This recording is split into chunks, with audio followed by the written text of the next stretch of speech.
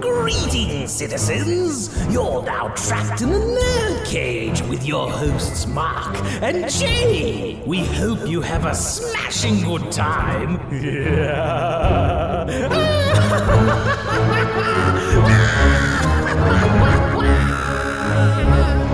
Yes, hello and welcome. That's right, you're trapped in NerdCage Live. This ain't just a reaction show, but a debate show and a live discussion on everything that makes people like you and I tick. So thank you for joining us tonight. Please hit that like button and subscribe. I'm your co-host, Se7en, coming to you live from Syracuse, New York. And always with me, my man, the Fiend from Louisville, Marq Withers. What's shaking, boss? Hey, what's going on, man? Super excited to be here as usual. And yes, today's look back is going to focus on the 1995 classic movie Se7en, directed by David Fincher.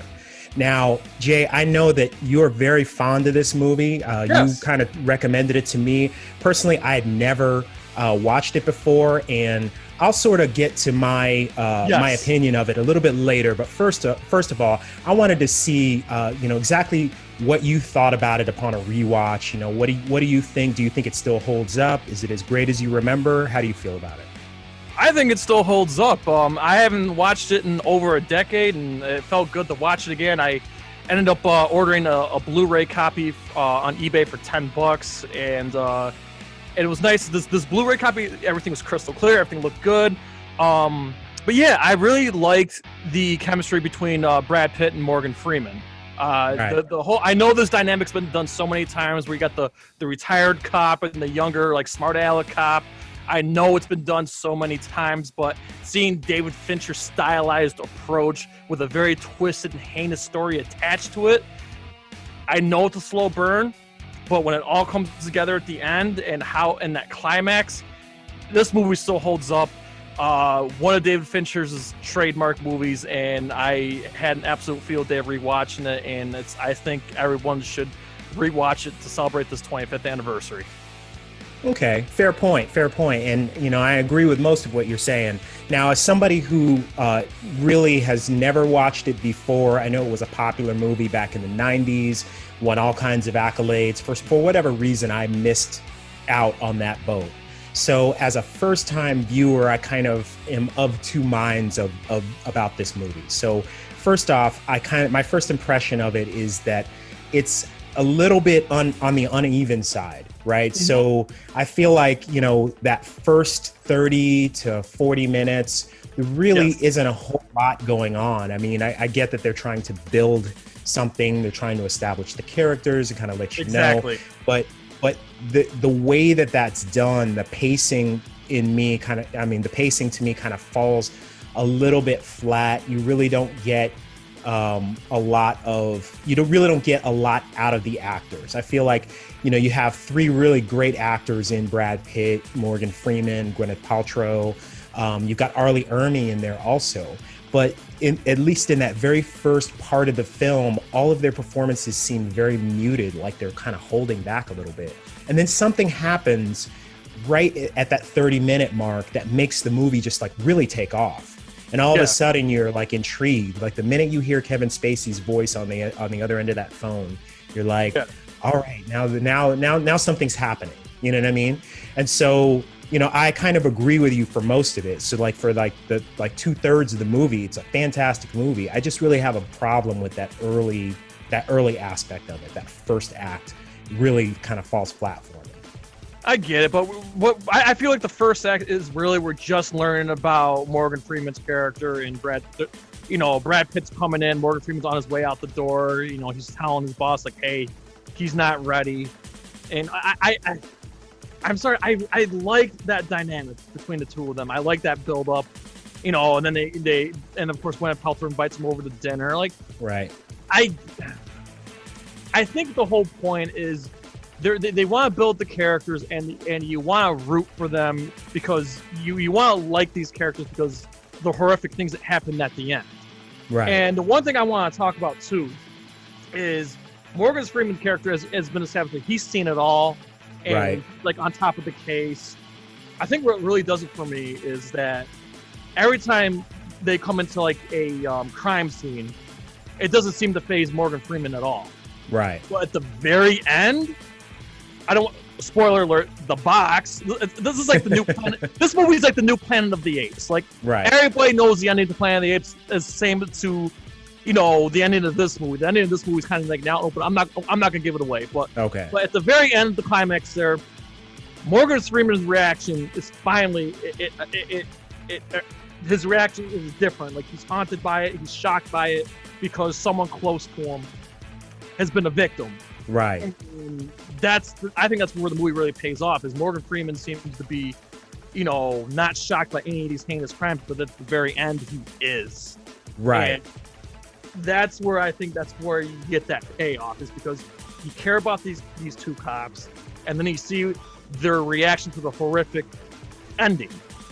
So that's where I think it is I think it's just a build up of these characters. There's a more than enough character development, and I feel like the payoff is good enough.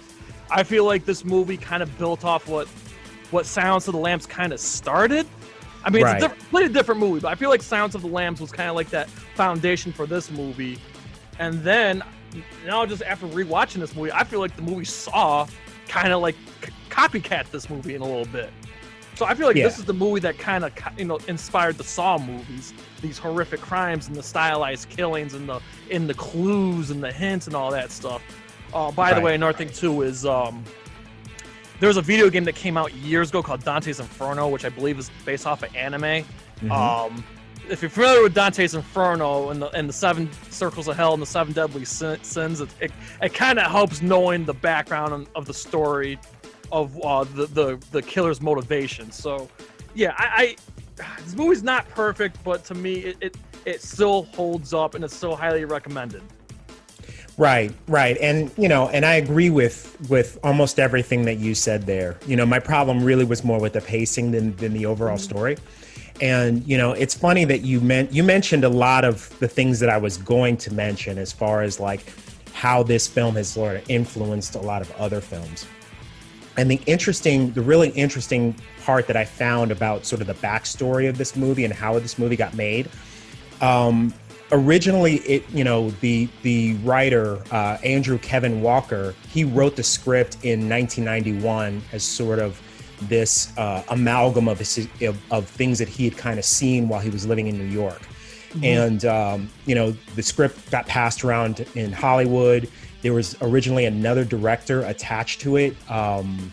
His name was Jeremiah Chechik, and he was well known for Benny and June, for National Lampoon's Christmas Vacation, and a few other films like in that style. So it was kind of an interesting choice as far as him coming into a film like this one. And the reason why he kind of stepped away from the project was because he really wanted to tell a different type of story. And so the writer decided to, sorry about that, that's my phone. For whatever reason, it just kind of decided to take off. But anyway, so Andrew Kevin Walker had written multiple scripts to sort of like, come to an agreement with the producer. So he steps away from the project. The project kind of like moves around Hollywood and ends up in David Fincher's lap. But the studio actually sent him by accident the original version of the script. They didn't mean to. And he fell in love with that version of the script. He was like, yeah, I'm all in on this. And then the studio was like, well, wait, we actually want to make a different movie. He was like, no. This is the only version I want to make. Like, if we're not going to do this, then I don't want to do the movie. And so because of that, and because Brad Pitt and Morgan Freeman kind of, lobbied for the original script, and especially that original ending, with the box and everything, they really, campaigned to have that remain in the film. And had it not been for those factors, we would have gotten a completely different film. you know, all that said, what I do like about it is that it did set that pace for like movies like Saw, and even like aspects of The Dark Knight, where, you know, like the scene where they have him in the police station, and he's like, you know, they're basically saying, well, we don't have his fingerprints, and, you know, his bank account's only 5 years old. We don't really know anything about him. That's very, very similar to the scene with the Joker, where they're like, oh, well, custom clothing, the prints, you know, like you could tell they took elements from this film and put that in The Dark Knight. Wow, you know, even the look. I think that's what you mentioned. You know, that. Even the look, the overall look of Gotham I think is deeply inspired by the color palette, the color grading in this film. You know, yes, and I so think I would definitely give it props for that. Yeah, I agree. I really like the rainy, the kind of dark, gritty aspect of it. We really hadn't seen any of that before. And so I think that is really this film's contribution, you know, to that particular genre of film. And so for that, you know, I give David Fincher absolute props. Okay, I got to ask you this. Prior to this movie, did you know about the ending, and what'd you think of the ending without giving anything away? So I knew nothing about the film. The only thing that I knew about the film was what I saw in the trailers. And for whatever reason, I never saw it in the 90s. And so when I watched it this time, all that came as a complete shock. I knew there was going to be something, but I didn't know that was that was coming. And so when it gets close to the end, where Morgan Freeman's kind of telling Brad Pitt, throw your gun down, throw your gun away, like basically like approaching him. I knew at that moment like what really was going down. Up to that point, I didn't. It was like a total shock. Like I was like that was like one of the greatest twists that I've seen in a while for a movie. So yeah, I was pretty. That was one of the high points of the film for me. I really did enjoy it. I know. I just feel I'm just astonished. I just feel like at this point in time, it's so hard to avoid that ending. It's, you know, like I said, kind of like in the original Planet of the Apes, like that ending's like out there now, and it's, you know, I know that was a big twist at the time, and like. Right. You know, so I'm just astounded. So I'm glad you actually got to enjoy this movie not knowing anything. So so you're blessed right there. So, but yeah, even knowing everything I knew, like I said, this was my second time watching it, but seeing it all come together, and I did pick up on a few things I didn't pick up the first time watching it. So yeah, I think this movie does deserve at least 2 viewings. You know, if you saw it once, you know, maybe if you're not over that ending, maybe you need to take a break. But I feel like if you watch it again, you pick up on little things here and there, you know, in the crime scenes and this and that. So absolutely, I think this, again, I still enjoyable. I mean, it's not a movie I need to rewatch all the time, because it's not only it's a long sitting, but it is a shocker, and it's really gut wrenching at the end. And it's like, it's not something I want to watch on a regular basis, but you know, it's still a great movie. This is the movie that really launched his career. And I just want to sidestep for a moment. I see that this is one of the only movies that Trent Reznor didn't score the music for. However, the opening credits, by the way, the opening title cards are just awesome in this movie. Yes. But there's like a remix of Closer from 9 Inch Nails, and it's so dope sounding. And like, I feel like I'm wondering if that was like kind of like what launched Trent Reznor's like movie scoring career. You know, very, very possibly it did. So like the story behind that, from what I understand, is they had a different idea in mind altogether as far as how they were gonna do this credit scene.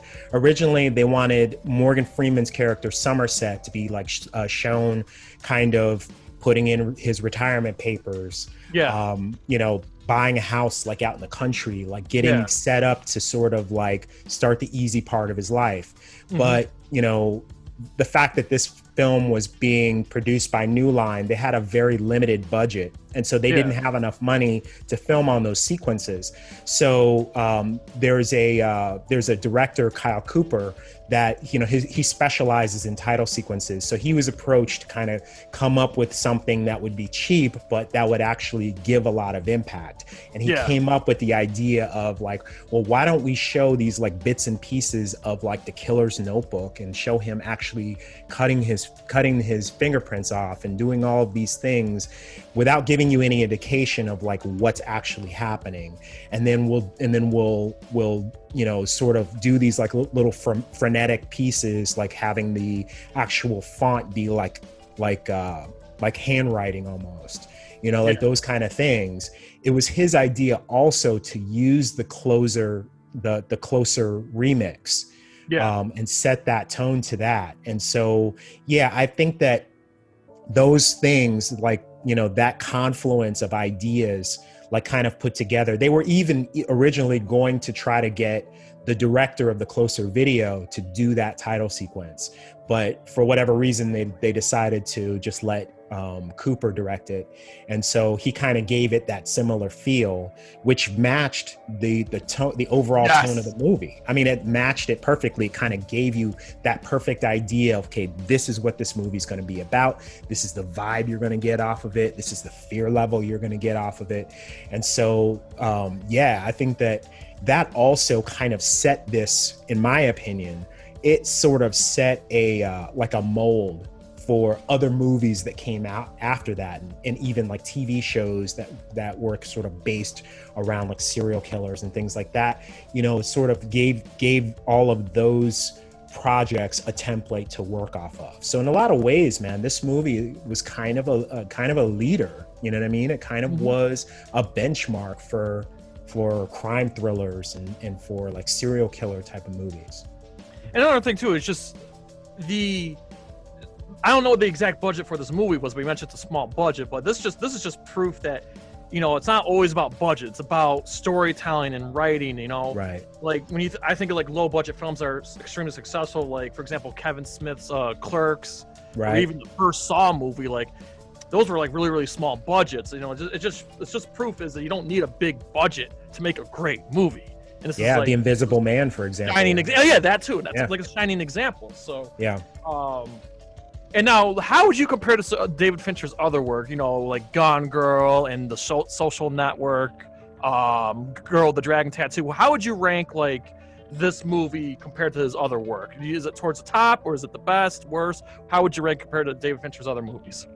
Well, you know, full disclosure, I'm not the biggest David Fincher fan. You know, like for me, he's very hit or miss. Like he'll have great movies like Gone Girl and, you know, Fight Club, for example. I mean, those are movies that I love, but he also did like Alien 3. You know, he's done some movies that in my opinion are just not very good.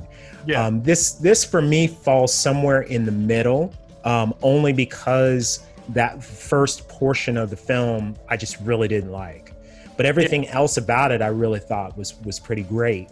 So I'd say, you know, for me, like my favorite David Fincher film is Fight Club. You know, after that it'd probably be Gone Girl. After that it'd probably be this, and then maybe Panic Room. And then like after, you know, I don't know his entire resume, but those are the ones that I remember. You know, so this would be somewhere in the middle there.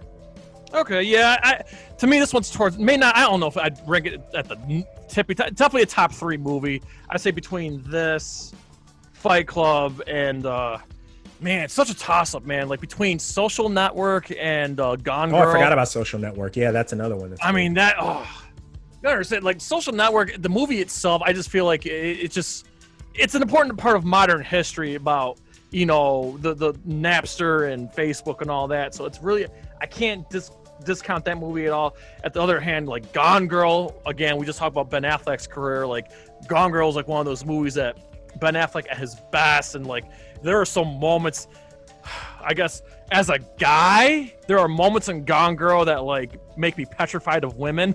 Right. Well, like that's what Fincher's good at. He's like, right. There are moments in his movies that like petrify you, scare you to death, and like shock you, and it's just Yeah, so I think this is definitely top 3, top 4 movie. Right. As far as his other work goes, and as far as like the '90s go, I mean, I think this is up there. I mean, it's just, I mean, I really feel like Silence of the Lambs was really the one that kind of kickstarted that Sure. psychological gory thriller. But I think Seven was the one like built Took it on to the top next of that. level. Yes. Absolutely. Now, I kind of wanted to, shift gears a little bit and Mhm. talk a little bit about the casting, right? Yes. So I don't know how much you know about the character of Detective Somerset, which was played by Morgan Freeman. But originally, they were trying to get Al Pacino to take that role, and instead he turned it down in light of the movie, in favor of the movie City Hall, which, I mean that's also a good movie, Yeah. But the second choice, I'm not sure if you know who this is though. Like I want you to guess. All right. Okay, let me think. I'm just gonna throw a name out there. De Niro? No. So yeah, you're gonna really love this, man. Your favorite actor of all time was the second choice. Denzel Washington was the second choice to play Detective Somerset. I wish you never told me that. Yeah, and he actually turned it down in favor of another movie. Yeah, but you know what? That I don't think that would have worked. Listen, Denzel's great at everything, but here's the thing: at the time, Denzel was like in his mid 40s. Yeah, he would have been too young for the Morgan part. Freeman was already pushing 60, like in his 50s, pushing 60. So I think, the whole Denzel wouldn't have been old; would be too young to be retiring. So I think Morgan Freeman's the right choice. Well, again, Denzel's great at everything, and I can't wait to do our training day look back next year. But yeah. I mean, don't worry, Denzel would have done great, but he was too young. Yeah, but keep in mind there were different versions of this script, and so it had been pitched to actors of all different age ranges, right? So Sylvester Stallone was approached, Gene Hackman was approached, Robert Duvall, a number of other actors aside from Morgan Freeman before they got to him, and so there's a good chance that they would have written the character a little bit differently. I still kind of think it might have made for a good match. I mean, Brad Pitt and Denzel Washington together in this kind of a thriller, especially since we know that Denzel can do that type of work. Like absolutely. He was in Pelican Brief. He was in a lot of other films that were kind of similar. So I personally, that's one that I kind of like, lean back and think like, man, what would it have looked like? Like, would we have gotten a better or worse version of this film had the casting been a little bit differently? Also, Gwyneth Paltrow wasn't the original pick to play. The goop lady. Right, yeah. She wasn't the original pick. Christina Applegate was actually originally offered the role, and she turned it down, and then they landed on Gwyneth Paltrow after that. Oh, I think Christina Applegate would have knocked it out of the park. Oh, yeah. She's great. I think she's great. Yeah, I think. Well, I'm not gonna put Gwyneth Paltrow down at all. I mean, she's great, but man, there's just all that goop stuff. Now I look at her differently now. Ever since I saw those goop videos. Right, like that's a whole separate issue. I still think that she's a really good actress. I really like her as Pepper in the. And I remember the first movie. Again, I'm younger than you, so the first movie I ever saw her in was actually Shallow Hal, which I believe was after Seven, and she was great in Shallow Hal. I mean, that was, that movie hasn't aged well, but at the time that was a hit, and it was funny. And the fact that she was able to play, I mean, she was playing the same role, but she was, she had to wear the fat suit and everything. But but she was really good in that. But like I said, that was after this movie. So yeah, that was like 97, I think. Brad Pitt was in other movies too, but like Thelma and Louise. But really, I don't think his career really took off till this and Fight Club. So. Well, I mean, I think it was starting, like it was on an upward trajectory, right? Like you mentioned Thelma and Louise, but then he also was in True Romance. He was in Legends of the Fall, which was a very big film at the time. He was starting to like pick up steam, and people were starting to really get to know him as an actor when he landed this role. And so, yeah, I agree with you. This is probably the one that kind of really helped his career take off. But he was still relatively well known at the time, more so as like a heartthrob from what I remember. Like I remember a lot of like young girls being like, oh my God, Brad Pitt, he was like the guy. But yeah, I think this is the one where people start to sort of look at him a little bit differently. Like, man, maybe this guy like really does have like more than just his looks, Yeah. So yeah. No, I'm a huge fan of him. Okay, so here's why. Like, I'm not gonna lie to you. Like, during the whole Brad Angelina Jolie thing, that was so overdrawn and so annoying. Again, his personal life really, really made me think of him different because I was just sick of hearing about the whole Jennifer Aniston Angelina thing. But then as time went on, I really think he's a cool dude because here's the thing. He's producing a Chris Cornell Soundgarden documentary that's in the works right now. He's producing. Mm-hmm. On top of that, right after the passing of Chris Cornell, and Chris, rest in peace, he took Cornell's kids to Disneyland, like right after that happened. So he was there for Cornell's kids, which is really cool. I mean, and on top of that, maybe you didn't know this one. Brad Pitt is a kaiju fan. And oh wow, that's cool. His favorite movies growing up was War of the Gargantuas, which is a great Toho film. So nice. In my book, like knowing that he's a kaiju fan, knowing that he's a metalhead and a Soundgarden fan, and he's been doing some good movies as of late, and this is I think one of his best. Brad Pitt, like in my book, fantastic actor, fantastic dude. I'm a huge fan. Right. Yeah, same here. I've always kind of liked him. I've never, I don't think he's been in very many movies that I've disliked. I've always thought of him as a good actor, and he seems to pick really good roles, really powerful roles, and so I have a lot of respect for him. I think that he was a great fit for this film as sort of like the younger, arrogant, like someone who's experienced, but not as experienced as he might think, and he really does a good job of sort of like, putting that idea across with the David Mills character. My favorite moment in the movie is before that horrific ending, the scene where they're driving in the desert, and Brad Pitt says that line saying, "You know what? You're insane."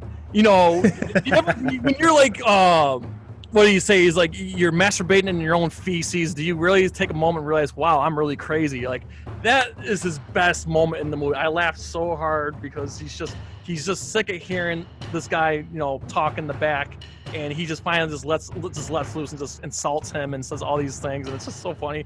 Whereas, again, this is where that cool dynamic comes in, is where, his partner there, Morgan Freeman, is just asking them like serious questions and asking them, well, why are you doing the things that you do, blah blah blah. But Brad Pitt's approach was just hilarious, and I think that's my favorite moment in the movies, where he just lets loose on them. Right. And another cool thing about him too is I think that a lot of people don't know that if it wasn't for him, we would not have gotten the version of Se7en that we got. There was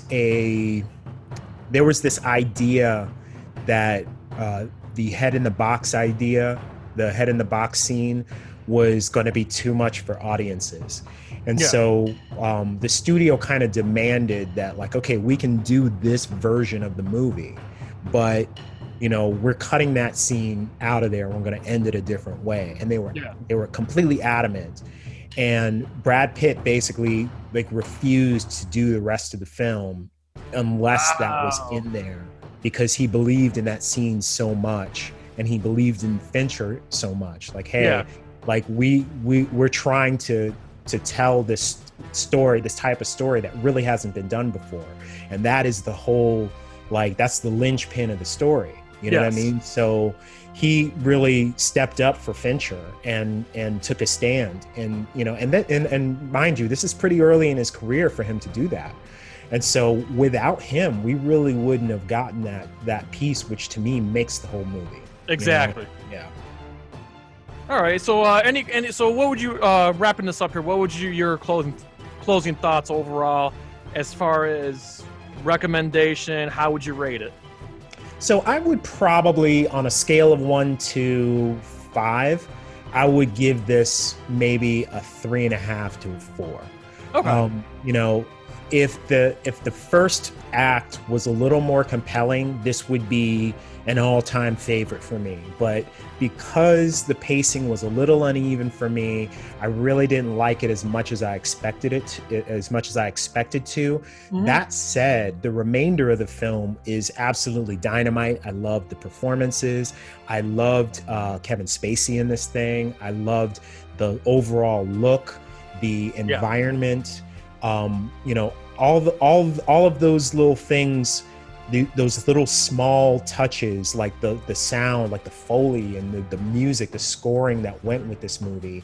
Yeah. You know, it all kind of blended together in this perfect way. And so, you know, for that, I would recommend it. So, you know, it's on, you know, Amazon, it's on other, you know, streaming platforms as a rental. Unfortunately, you can't really find this for free anywhere, as far as I know. But it's worth a rental for anybody who hasn't seen it, and anybody who has. I mean, it's absolutely worth a rewatch in the context of films. You know, looking at modern films, what this movie has meant to those movies. Absolutely. I'm going to be a little bit more generous. I'm going out of 10 here. I'm going to say 8.5 out of 10. It still feels just as good as the first time I watched it.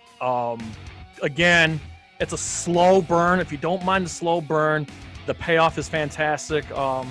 If you don't know the ending of this movie, just find out for yourself, because I'm not going to ruin it for nobody. I feel like this is a movie that you have to see. If you've seen it already, I'd say it's worth a rewatch. Again, not something I'm going to spend. It's not going to be a movie I'm going to watch every year, because it's really a heinous and like gut-wrenching movie. So for me, it's a solid 8.5, because you know what? At the end of the day, this is an unforgettable movie. Yeah, it's pretty great. So just real quick, just want to thank everybody for coming into our last stream. We had a field day with our friend Joseph Spiller, and this coming stream, we're going to have our friend of NewYorkStateMusic.com, Pete Mason. He also runs a website called Fan Art, where he does a lot of pictures of a fish. He's a huge fish fan, but he's a diehard movie buff and a comic buff, and so we're looking forward. Also, tomorrow is the Emmys, so we get to see who's right. Yes. Well, no, that's tonight. It's tonight. It's tonight. Yeah. I feel like today's Saturday, but yeah, at the time of this recording, the Emmys will be tonight, so we are looking forward to see what our results are going to be. So we will lightly touch on that on our stream, and we'll definitely do the results next weekend, see who was right. As well, we're going to do another look back next weekend. King of New York turns 30 next week. Amazing movie. Yes, we cannot wait to go back into this movie. So looking forward to it. Yeah, Christopher Walken, Lawrence Fishburne. I mean, it's an absolute legitimate classic. Anybody who hasn't watched that yet needs to get on that immediately. Yes. So we appreciate everybody's support. So, you know, before we go, we ask you to pretty please like, comment, ring that bell, subscribe, and spread that shit like syphilis. So to you, I say, from Louisville to Syracuse, to all of our friends and fans around the world at NerdCage Live, enjoy life, stay safe, and good night. Sayonara. Ooh, trying to get out of the NerdCage, are ya? Well, before you go, hit that subscribe button. And if you're really intrigued, ring that bell. Thank you for dropping by. Until next time, tell everyone you know about NerdCage Live!